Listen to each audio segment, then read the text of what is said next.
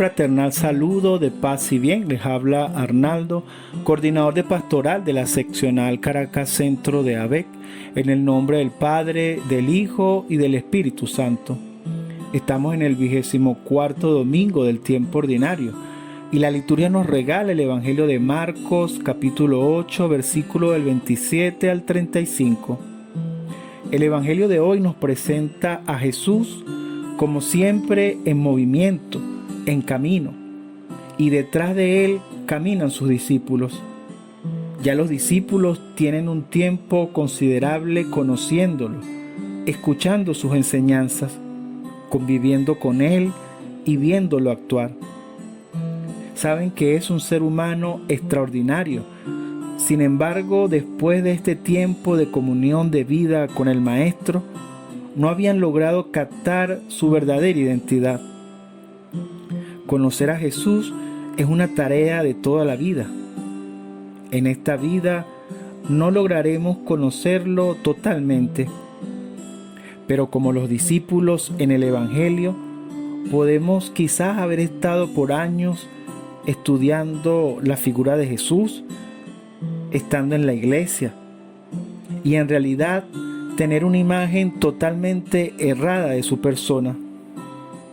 Para Jesús era muy importante que los que querían seguirle lo conocieran de verdad y comprendieran su proyecto de reino de Dios.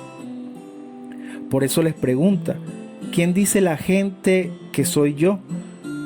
Y la más importante, ¿quién dicen ustedes que soy yo? ¿Los discípulos habrán descubierto algo más en Jesús o comparten la opinión de la mayoría de las personas? Pregunta que podemos hacernos también nosotros. Y es que Jesús sabe que sus discípulos no han entendido el mensaje y eso le preocupa. Por eso insiste en enseñarles. Unos días atrás les ha dicho: ¿tienen acaso la mente cerrada? ¿Tienen ojos y no ven? ¿Oídos y no oyen? La respuesta de Pedro en nombre de los discípulos es clara. Sin embargo, Jesús ordena no decirlo a nadie, porque la realidad es que la manera de entender el mesianismo de Jesús estaba muy lejos de la manera en que Jesús lo había asumido. Pedro sigue la dinámica del mesianismo terreno y glorioso. No comprende a un Mesías vencido, humillado, hasta la aparente aniquilación total. Por eso, inmediatamente increpa a Jesús cuando les habla de la cruz. Los discípulos no es que no quieran arriesgar y luchar, sí lo quieren, pero no para perder, sino para ganar. Para ellos la cruz era una derrota vergonzosa. Y si Jesús terminaba en la cruz, ¿qué les tocaría a ellos?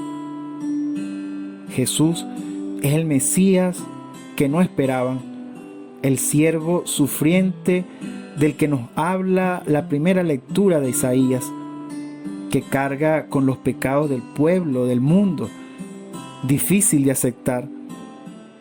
Sorprende la violencia con que Jesús reprende a Pedro cuando intenta apartarlo de la cruz. Es la tentación que acompañará a Jesús toda su vida.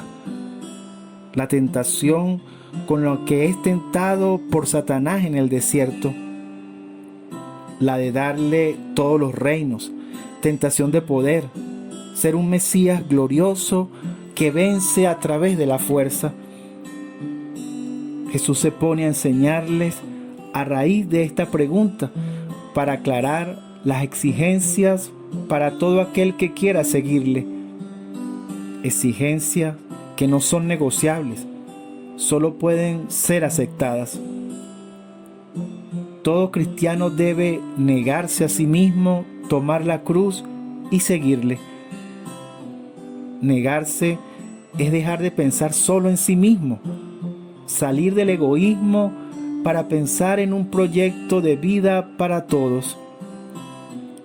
Debemos tomar la cruz, que no es buscar el sufrimiento, sino asumir las consecuencias que trae el seguimiento de Jesús.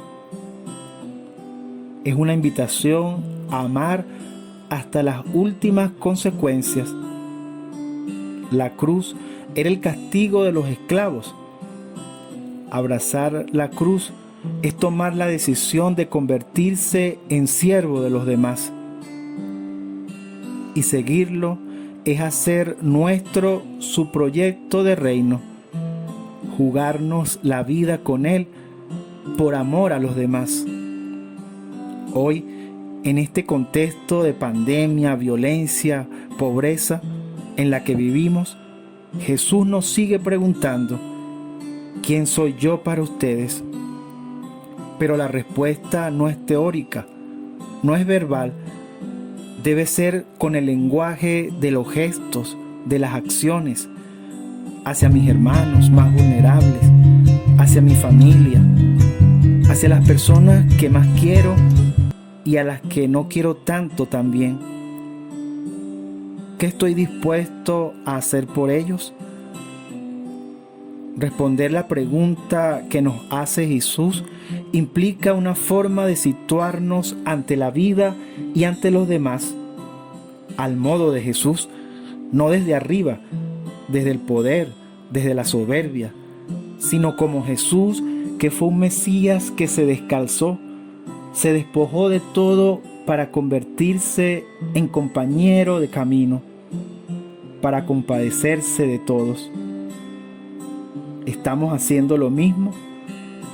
¿Nos animamos a seguir este camino con Jesús? Feliz domingo y feliz semana en el Señor.